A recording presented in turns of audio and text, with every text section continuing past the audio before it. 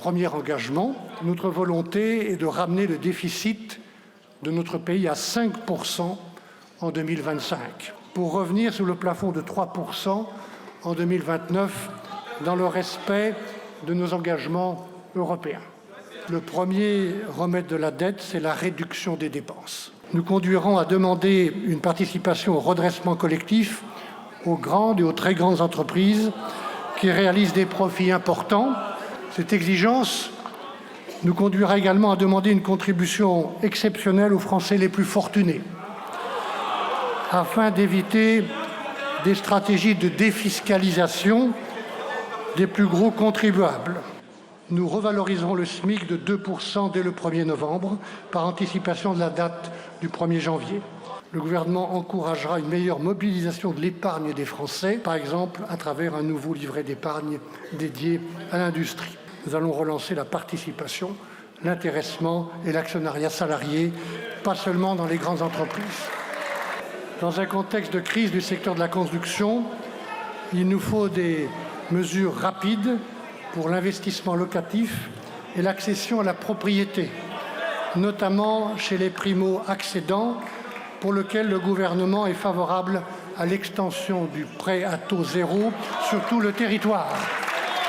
Les Français, si nous les avons bien entendus, s'attendent à ce que des sanctions interviennent rapidement quand elles sont justifiées. Nous devons nous attaquer de manière volontariste à la réduction des délais de jugement, particulièrement pour les mineurs. Nous reprendrons la discussion sur la création d'une procédure de comparution immédiate pour les mineurs délinquants de plus de 16 ans, déjà connus de la justice et poursuivis pour des actes graves d'atteinte à l'intégrité physique des personnes. Nous poursuivrons la réflexion sur les atténuations de l'excuse de minorité. Il faut stopper la montée continue de la violence des mineurs qui rend impossible la vie dans beaucoup de quartiers. C'est pourquoi nous proposons des peines de prison courtes et immédiatement exécutées pour certains délits.